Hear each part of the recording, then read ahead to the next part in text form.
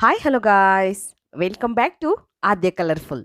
ನಾನು ಸುಮಾ. ಫ್ರೆಂಡ್ಸ್, ಇವತ್ತಿನ ವಿಡಿಯೋದಲ್ಲಿ ಒಂದು ಸ್ವೀಟ್ ರೆಸಿಪಿನ ನಿಮ್ಮ ಜೊತೆ ಶೇರ್ ಮಾಡ್ತಾ ಇದ್ದೀನಿ. 10 ನಿಮಿಷದಲ್ಲಿ ರುಚಿಯಾದ ಒಂದು ಹೊಸ ರೀತಿಯ ಸ್ವೀಟನ್ನು ತಯಾರಿಸಿ ತಿಂದರೆ ಮತ್ತೆ ತಿನ್ನಬೇಕು ಅನಿಸುತ್ತೆ. ಅಷ್ಟು ಟೇಸ್ಟಿಯಾಗಿರೋಂತಹ ಈಸಿಯಾಗಿರೋಂತಹ ಒಂದು ಸ್ವೀಟನ್ನು ನಿಮ್ಮ ಜೊತೆ ಶೇರ್ ಮಾಡ್ಕೊಳ್ತಾ ಇದ್ದೀನಿ. ಖಂಡಿತವಾಗ್ಲೂ ಒಂದು ಸಲ ತಯಾರಿಸಿದ್ರೆ ನೀವು ಖಂಡಿತ ಇದರ ರುಚಿನ ಮರೆಯೋದಿಲ್ಲ. ಈ ಒಂದು ಸ್ವೀಟ್ ತಯಾರಿಸೋದಕ್ಕೆ ಮೊದಲನೇದಾಗಿ ಇಲ್ಲಿ ಒಂದು ಬೌಲ್ ತೊಗೊಂಡಿದ್ದೀನಿ. ಒಂದು ಮಿಕ್ಸಿಂಗ್ ಬೌಲ್ಗೆ ನಾನು 2 ಕಪ್ ಆಗುವಷ್ಟು ಮೈದಾ ಹಿಟ್ಟನ್ನು ಹಾಕ್ಕೊಳ್ತಾ ಇದ್ದೀನಿ. ಸೊ ಫ್ರೆಂಡ್ಸ್, ಈ ಒಂದು ಸ್ವೀಟನ್ನು ಮೈದಾ ಹಿಟ್ಟಲ್ಲೇ ತಯಾರಿಸಬೇಕು, ತುಂಬ ಚೆನ್ನಾಗಿ ಬರುತ್ತೆ. ಅಕಸ್ಮಾತ್ ನಮಗೆ ಮೈದಾ ಹಿಟ್ಟು ಬೇಡ ಅನ್ನೋದಾದರೆ ನೀವು ಗೋಧಿ ಹಿಟ್ಟಲ್ಲೂ ಕೂಡ ಈ ಒಂದು ಸ್ವೀಟನ್ನು ತಯಾರಿಸ್ಕೋಬೋದು. ಖಂಡಿತವಾಗ್ಲೂ ತುಂಬ ಚೆನ್ನಾಗಿರುತ್ತೆ. ಒಂದು ಸಲ ತಯಾರಿಸಿ ಫ್ರೆಂಡ್ಸ್, ಖಂಡಿತ ಹೇಗೆ ಬಂತು ಅಂತ ತಪ್ಪದೇ ನನಗೆ ಕಾಮೆಂಟ್ ಸೆಕ್ಷನಲ್ಲಿ ತಿಳಿಸಿ. ಓಕೆ, ಈಗ ನಾನು ಇದಕ್ಕೆ 2 ಕಪ್ ಆಗುವಷ್ಟು ಮೈದಾ ಹಿಟ್ಟನ್ನು ಹಾಕ್ಕೊಳ್ತಾ ಇದ್ದೀನಿ. ಸೊ ಫ್ರೆಂಡ್ಸ್, ನೀವು ಯಾರಾದರೂ ಫಸ್ಟ್ ಟೈಮ್ ನನ್ನ ಚಾನಲ್ಗೆ ವಿಸಿಟ್ ಮಾಡಿದರೆ ಪ್ಲೀಸ್ ನನ್ನ ಚಾನಲ್ನ ಸಬ್ಸ್ಕ್ರೈಬ್ ಮಾಡ್ಕೊಳ್ಳಿ ಫ್ರೆಂಡ್ಸ್. ಹಾಗೆ ಲೈಕ್ ಮಾಡಿ ಮತ್ತು ಹೆಚ್ಚೆಚ್ಚು ನಿಮ್ಮ ಫ್ರೆಂಡ್ಸ್ ಗ್ರೂಪಲ್ಲಿ ಮತ್ತು ರಿಲೇಟಿವ್ಸ್ ಗ್ರೂಪಲ್ಲಿ ಆದಷ್ಟು ನನ್ನ ವಿಡಿಯೋಗಳನ್ನು ಶೇರ್ ಮಾಡಿ.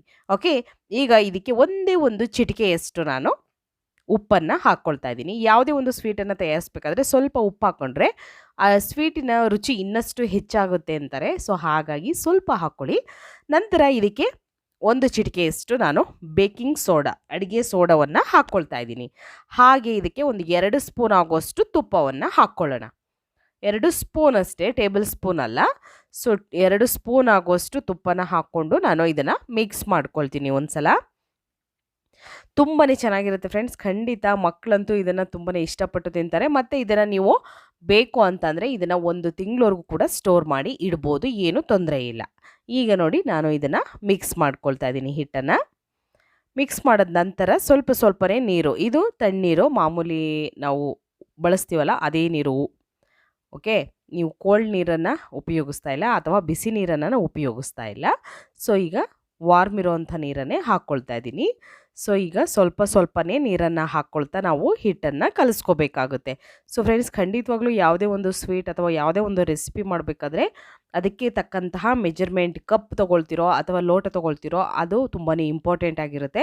ಸೊ ಹಾಗಾಗಿ ನೀವು ಯಾವುದೇ ಒಂದು ರೆಸಿಪಿ ಮಾಡಬೇಕಾದ್ರೆ ಒಂದು ಕಪ್ಪನ್ನು ಅಥವಾ ಒಂದು ಬೌಲನ್ನು ಅಥವಾ ಒಂದು ಲೋಟವನ್ನು ಯಾವುದನ್ನಾದರೂ ನೀವು ತೊಗೊಳ್ತೀರಾ ಅಂದರೆ ಅದೇ ಅಳತೆಯಲ್ಲಿ ಎಲ್ಲ ಇಂಗ್ರೀಡಿಯೆಂಟ್ಸ್ನೂ ಉಪಯೋಗಿಸಿ. ಓಕೆ, ಈಗ ನೋಡಿ ಹಿಟ್ಟನ್ನು ನಾನು ಕಲಸಿದ್ದೀನಿ. ಕಲಸಿ ಅದನ್ನು ಒಂದು 20 ನಿಮಿಷ ರೆಸ್ಟಿಗೆ ಇಟ್ಬಿಡೋಣ. ನಂತರ ನಾವು ಸಕ್ಕರೆ ಪಾಕವನ್ನು ಮಾಡ್ಕೋಬೇಕಾಗುತ್ತೆ ಇಲ್ಲಿ. ಸೊ ಈಗ ನಾನು ಒಂದು ಪ್ಯಾನಿಗೆ 1 ಕಪ್ ಆಗೋಷ್ಟು ಸಕ್ಕರೆಯನ್ನು ಹಾಕ್ಕೊಂಡಿದ್ದೀನಿ. ನಂತರ 1 ಕಪ್ಪು ನೀರನ್ನು ಹಾಕ್ಕೊಳ್ತಾ ಇದ್ದೀನಿ. ಈಗ ಎರಡನ್ನೂ ಮಿಕ್ಸ್ ಮಾಡೋಣ. ಫಸ್ಟು ಸಕ್ಕರೆ ಎಲ್ಲ ನೀಟಾಗಿ ಕರಗಲಿ, ಅಲ್ಲಿವರೆಗೂ ನಾವು ಒಂದು 2 ಸೆಕೆಂಡ್ವರೆಗೂ ವೆಯ್ಟ್ ಮಾಡೋಣ. ಓಕೆ, ಸೊ ಫ್ರೆಂಡ್ಸ್, ನನ್ನ ಇನ್ನೊಂದು ಚಾನಲ್ ಕೂಡ ಇದೆ, ಆದ್ಯ ಕಲರ್ಫುಲ್ ಯೂಟ್ಯೂಬ್ ಚಾನಲ್, ಆದ್ಯ ಕಲರ್ಫುಲ್ ವ್ಲಾಗ್ಸ್ ಅನ್ನೋದು. ಹಾಗೆ ಇನ್ನೊಂದು ಆದ್ಯ ಸಿಂಪಲ್ ರಂಗೋಲಿ ಅನ್ನೋದು. ಸೊ ಆ ಒಂದು ಚಾನಲ್ನು ಕೂಡ ನೋಡಿ ಫ್ರೆಂಡ್ಸ್. ರಂಗೋಲಿಗೆ ಸಂಬಂಧಪಟ್ಟಿರುವಂತಹ ಎಲ್ಲ ರಂಗೋಲಿಗಳನ್ನು ಕೂಡ ನಾನು ಶೇರ್ ಮಾಡಿದ್ದೀನಿ ಆದಷ್ಟು. ಸೊ ಬೇಕು ಅಂದರೆ ಇನ್ನೂ ನಾನು ಹೆಚ್ಚೆಷ್ಟು ವಿಡಿಯೋಗಳನ್ನು ಶೇರ್ ಮಾಡ್ತಾ ಹೋಗ್ತೀನಿ, ದಯವಿಟ್ಟು ನೋಡಿ. ಡಿಸ್ಕ್ರಿಪ್ಷನಲ್ಲಿ ಅದರ ಲಿಂಕನ್ನು ಹಾಕಿದ್ದೀನಿ. ಹಾಗೆ ನನ್ನ ವ್ಲಾಗ್ಸ್ ಚಾನಲ್ ಲಿಂಕು ಕೂಡ ಹಾಕಿರ್ತೀನಿ, ಚೆಕ್ ಮಾಡಿ. ಇಷ್ಟ ಆದರೆ ಚಾನಲ್ನ ಸಬ್ಸ್ಕ್ರೈಬ್ ಮಾಡ್ಕೊಳ್ಳಿ. ಈಗ ಇಲ್ಲಿ ಪಾಕ ರೆಡಿಯಾಗಿದೆಯಾ ಅಂತ ನೋಡ್ಕೊಳ್ತಾ ಇದ್ದೀನಿ. ನೋಡಿ, 1 ಎಳೆ ಪಾಕ ಬೇಕು ನಮಗೆ. 1 ಎಳೆ ಪಾಕ ಆಲ್ರೆಡಿ ಆಗಿದೆ, ಕರೆಕ್ಟಾಗಿ 1 ಎಳೆ ಬರ್ತಾ ಇದೆ. ಸೊ ನೋಡ್ಬೋದು ನೀವು. ನಂತರ ಈಗ ನೋಡಿ, ಪಾಕ ರೆಡಿಯಾಗಿದೆ. ಇದಕ್ಕೆ ಏಲಕ್ಕಿ ಪೌಡರ್ನ ಸ್ವಲ್ಪ ಹಾಕ್ಕೊಳ್ಳೋಣ. ಒಂದು ಅರ್ಧ ಸ್ಪೂನ್ ಆಗೋಷ್ಟು ಏಲಕ್ಕಿ ಪೌಡರ್ನ ಹಾಕಿ ನಾನು ಮಿಕ್ಸ್ ಮಾಡ್ಕೊಳ್ತಾ ಇದ್ದೀನಿ. ಸೊ ಇದಕ್ಕೆ ಯಾವುದೇ ರೀತಿ ಕಲರ್ ಏನು ಹಾಕ್ಕೊಳ್ಳೋದಿಲ್ಲ, ನಾನು ಹಾಗೆ ಇದನ್ನು ಮಾಡ್ತಾ ಇದ್ದೀನಿ. ಬೇಕು ಅಂದರೆ ನೀವು ಆರೆಂಜ್ ಫುಡ್ ಕಲರ್ ಕೂಡ ಯೂಸ್ ಮಾಡ್ಬೋದು, ಬೇಕು ಅಂತ ಅಂದರೆ. ಇಲ್ಲಾಂದರೆ ಹಾಗೆ ಕೂಡ ಮಾಡ್ಬೋದು. ಈಗ ನೋಡಿ, ಮಿಕ್ಸ್ ಮಾಡಿದ್ದೀನಿ. ಈಗ ಕರೆಕ್ಟಾಗಿ ಆಗಿದೆ ಪಾಕ. ಸೊ ಅದನ್ನು ನಾವು ಆಫ್ ಮಾಡಿ, ಸ್ಟವ್ ಆಫ್ ಮಾಡಿ ಒಂದು ಮುಚ್ಚಳವನ್ನು ಮುಚ್ಚಿ ಒಂದು ಸೈಡ್ ತೆಗೆದಿಟ್ಕೊಂಬಿಡೋಣ. ಸೊ ಈಗ ಹಿಟ್ಟು ಒಂದು 20 ನಿಮಿಷ ಇಟ್ಟಿದ್ವಿ. ಈಗ ನಾವು ಹಿಟ್ಟು ರೆಡಿಯಾಗಿದೆ. ಇದನ್ನು ನಾವು 1 ನಿಮಿಷದವರೆಗೂ ನಾದ್ಕೊಳ್ಳೋಣ. ಓಕೆ, ತುಂಬಾ ರುಚಿಯಾಗಿರುವಂಥ, ಈಸಿಯಾಗಿರುವಂಥ 10 ನಿಮಿಷದಲ್ಲಿ ರುಚಿಯಾದ ಒಂದು ಹೊಸ ಸ್ವೀಟನ್ನು ತಯಾರಿಸಿ ಖಂಡಿತವಾಗ್ಲೂ ತಿನ್ನಿ. ತುಂಬಾ ಟೇಸ್ಟಿ ಇರುತ್ತೆ. ಮಕ್ಕಳಂತೂ ತುಂಬ ಇಷ್ಟಪಡ್ತಾರೆ, ದಿನ ಬೇಕು ಅಂತ ಹೇಳ್ತಾರೆ. ಅಷ್ಟು ಚೆನ್ನಾಗಿರುತ್ತೆ. ಮತ್ತು ಇದಕ್ಕೆ ಜಾಸ್ತಿ ಟೈಮ್ ತೊಗೊಳ್ಳೋದಿಲ್ಲ. ಈ ಒಂದು ಸ್ವೀಟ್ ತಯಾರಿಸೋದಕ್ಕೆ ತುಂಬಾ ಬೇಗನೆ ನೀವು ಮಾಡ್ಕೋಬೋದು. ಈಗ ನೋಡಿ, ಹಿಟ್ಟನ್ನು ಸ್ವಲ್ಪ ತೊಗೊಂಡಿದ್ದೀನಿ. ಹಿಟ್ಟನ್ನು 2 ಭಾಗ ಮಾಡ್ಕೊಂಡಿದ್ದೀನಿ ನಾನು. ಸೊ ನೀವು ಒಂದೇ ಭಾಗ ತೊಗೊಂಡು ಬೇಕಿದ್ರೂ ಮಾಡ್ಕೋಬೋದು, ಏನು ತೊಂದರೆ ಇಲ್ಲ. ಈಗ ಸ್ವಲ್ಪ ಇಲ್ಲಿ ನಾನು ಕೆಳಗಡೆ ಹಾಕ್ತಿರೋಂಥ ಹಸಿಟ್ಟು ನಾನು ಮೈದಾ ಹಿಟ್ಟನ್ನೇ ಹಾಕ್ಕೊಳ್ತಾ ಇದ್ದೀನಿ. ಬೇಕು ಅಂದರೆ ನೀವು ಗೋಧಿ ಹಿಟ್ಟು ಕೂಡ ಹಾಕ್ಕೊಳ್ಬೋದು ಫ್ರೆಂಡ್ಸ್. ಓಕೆ, ಈಗ ನಾನು ಇದನ್ನು ಲಟ್ಟಿಸ್ಕೊಳ್ತಿದ್ದೀನಿ. ನೀವು ಬೇಕು ಅಂದರೆ ಎಣ್ಣೆಯಲ್ಲಿ ಕೂಡ ಎಣ್ಣೆ ಹಾಕಿ ನಂತರ ಕೂಡ ಲಟ್ಟಿಸ್ಕೋಬೋದು. ಸೊ ನಾನು ಹಸಿಟ್ಟನ್ನೇ ಹಾಕಿ ಅದನ್ನು ಲಟ್ಟಿಸ್ಕೊಳ್ತಾ ಇದ್ದೀನಿ. ಬೇಕು ಅಂತಂದರೆ ನೀವು ಎಣ್ಣೆಯನ್ನು ಉಪಯೋಗಿಸ್ಬೋದು. ಈಗ ನೋಡಿ, ಇದನ್ನು ಈ ರೀತಿಯಾಗಿ ನಾವು ಲಟ್ಟಿಸ್ಕೊಳ್ಳೋಣ. ಉದ್ದವಾಗಿ ಬರಬೇಕು ಹಿಟ್ಟು, ಸ್ವಲ್ಪ ಅಗಲನೂ ಇರಬೇಕು, ಹಾಗೆ ಉದ್ದ ಜಾಸ್ತಿ ಬರಬೇಕು. ಓಕೆ, ನಮಗೆ ರೋಲ್ ಮಾಡೋದಕ್ಕೆ ಇದು ಹೆಲ್ಪ್ ಆಗುತ್ತೆ. ಸೊ ಹಾಗಾಗಿ ನೋಡಿ, ನಾನು ಈ ರೀತಿ ಅದನ್ನು ಚೆನ್ನಾಗಿ ಲಟ್ಟಿಸ್ಕೊಳ್ತಾ ಇದ್ದೀನಿ. ಸೊ ಸುಮಾರು ಟೈಪಲ್ಲಿ ಸುಮಾರು ಥರದ ಸ್ವೀಟ್ಗಳನ್ನು ಖಂಡಿತವಾಗ್ಲೂ ತಯಾರಿಸಿರ್ತೀವಿ ನಾವು ಕೂಡ, ನೀವು ಕೂಡ. ಆದರೆ ಎಲ್ಲ ಸ್ವೀಟುಗಳು ಒಂದೇ ಥರ ಟೇಸ್ಟನ್ನು ಕೊಡೋದಿಲ್ಲ ಫ್ರೆಂಡ್ಸ್. ಖಂಡಿತವಾಗ್ಲೂ ಬೇರೆ ಡಿಫ್ರೆಂಟ್ ಟೇಸ್ಟನ್ನು ಕೊಡುತ್ತೆ. ಈ ಒಂದು ಸ್ವೀಟ್ ಅಂತೂ ನೀವು ಖಂಡಿತವಾಗ್ಲೂ 100% ಶೋರಾಗಿ ಹೇಳ್ತೀನಿ, ತುಂಬಾ ಎಲ್ಲರೂ ಇಷ್ಟಪಡ್ತೀರಾ ಅಂತ, ಏಕೆಂದರೆ ಅಷ್ಟು ಚೆನ್ನಾಗಿರುತ್ತೆ ಇದು.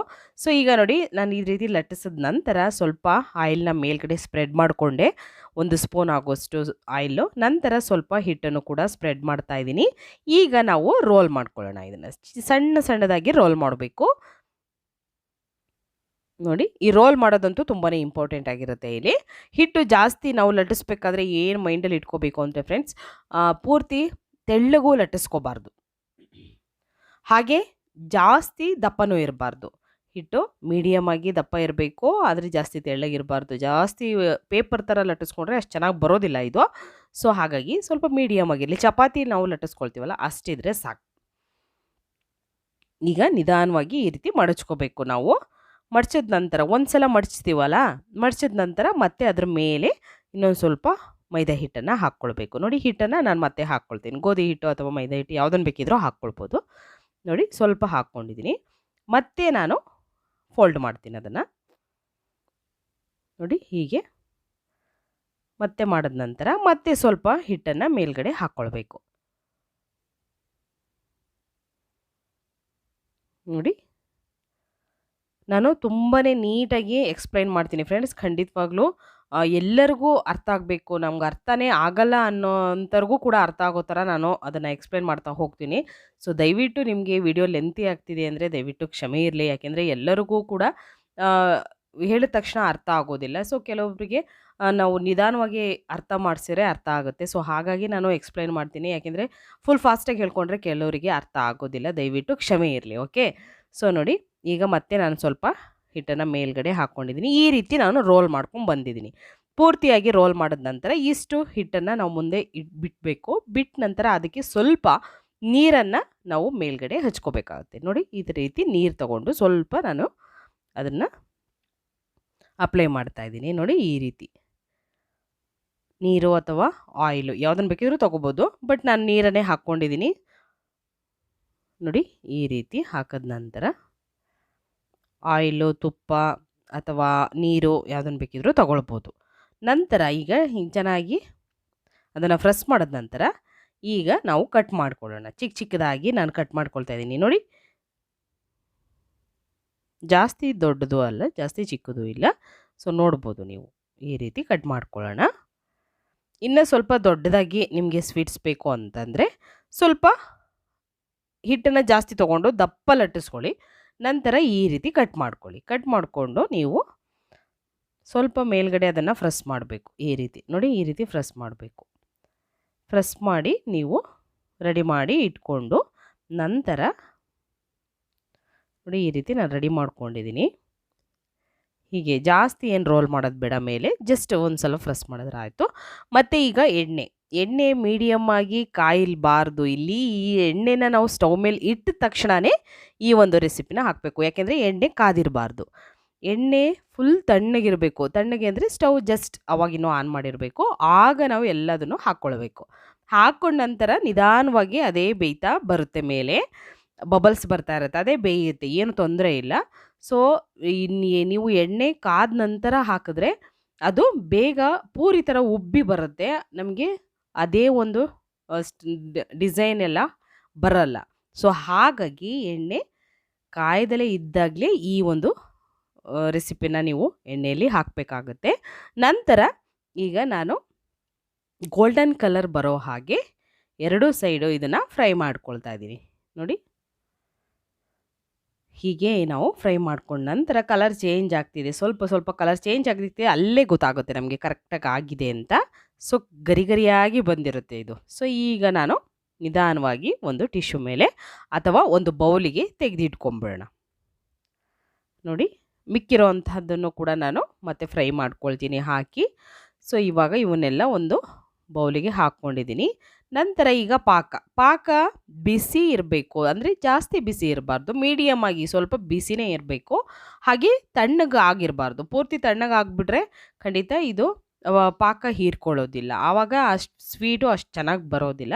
ಸೊ ದಯವಿಟ್ಟು ಸ್ವಲ್ಪ ಪಾಕ ಬಿಸಿ ಇದ್ದಾಗಲೇ ಇದನ್ನು ಹಾಕಬೇಕು. ಹಾಕಿದ ನಂತರ ನೀವು ನೀಟಾಗಿ ಇದನ್ನು ಒಂದ್ಸಲ ನೋಡಿ, ಈ ರೀತಿ ಪಾಕದಲ್ಲಿ ಒಂದೊಂದನ್ನು ಡಿಪ್ ಮಾಡ್ತಾ ಹೋಗಬೇಕು. ಈ ರೀತಿ ಮಾಡಿ ಒಂದು 2ರಿಂದ 3 ಸೆಕೆಂಡ್ವರೆಗೂ ಇದನ್ನು ಹಾಗೆ ಬಿಡಿ.